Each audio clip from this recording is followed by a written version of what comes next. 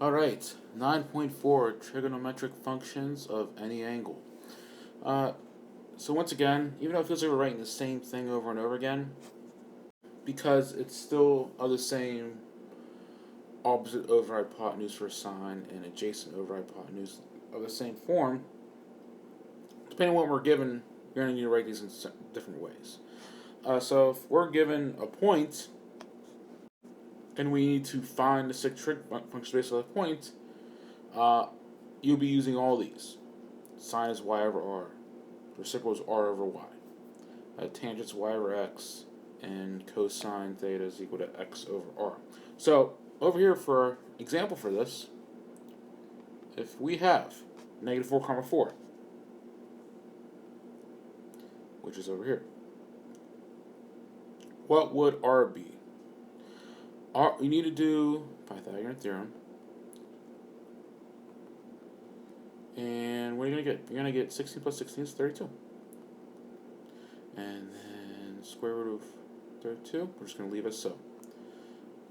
It does, in fact, though, reduce to 4 root 2. Okay?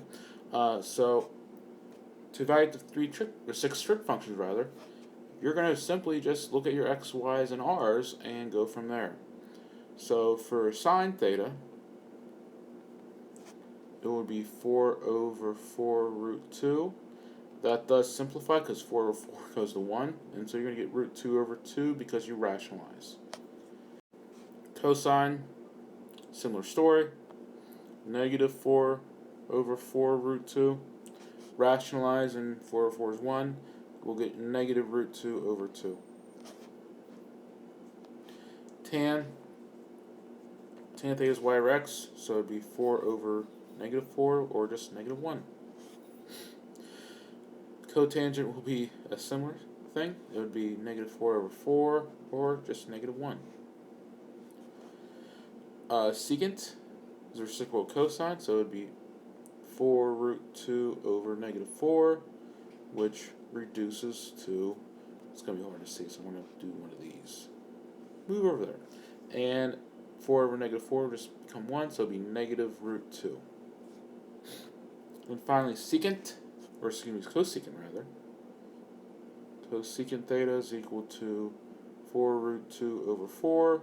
4 is canceled, so I left with root 2 as an answer. Alright, so I'm giving you this bit of information, and from here we need to find the other trig functions. So I'm giving you one, cosecant, and the easy one that you should be rattling off right away is sine. Why? Because we know the reciprocal, 1 over 4. Now, we need to do x squared plus y squared equals r squared in order to get the missing x value. Because we have y, we know y is equal to 1 based off this information, right? Because it's y over r.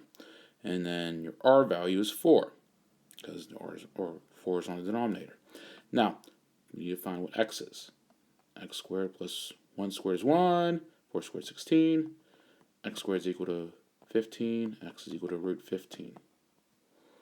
Now, to find the others, we have all the other information except for one little thing, and that's this information right here. Now, how is that useful?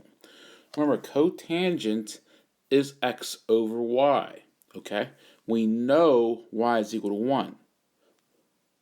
What's important about that? We know that x must be negative. So it's negative root 15, okay? It must be negative, because if y is positive, x has to be negative in order for cotangent to be less than 0.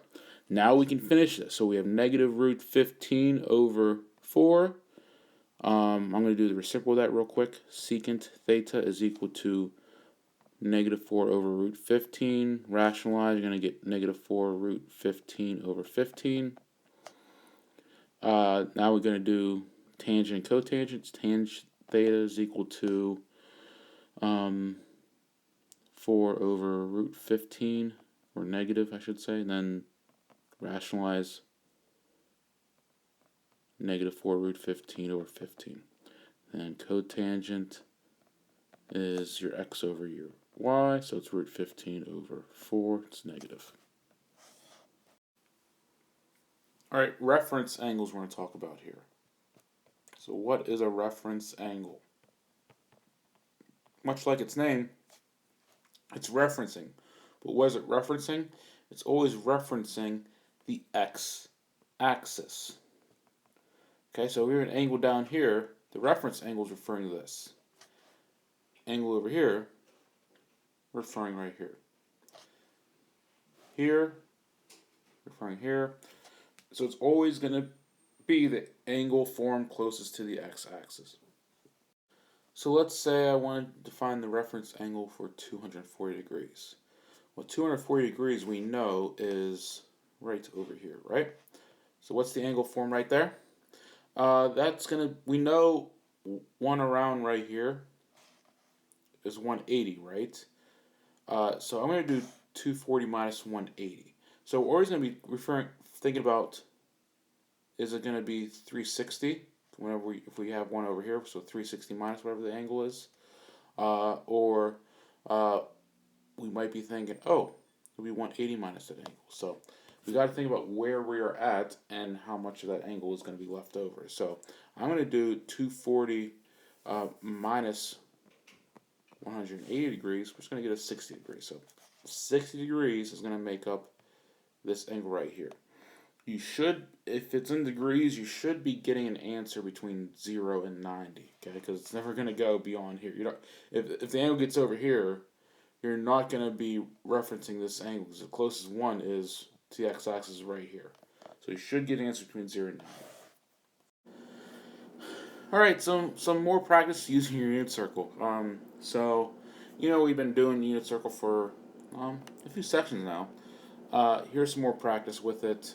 These problems in this section will focus more on values that are not between 0 and 2 pi or 0 and 360, okay?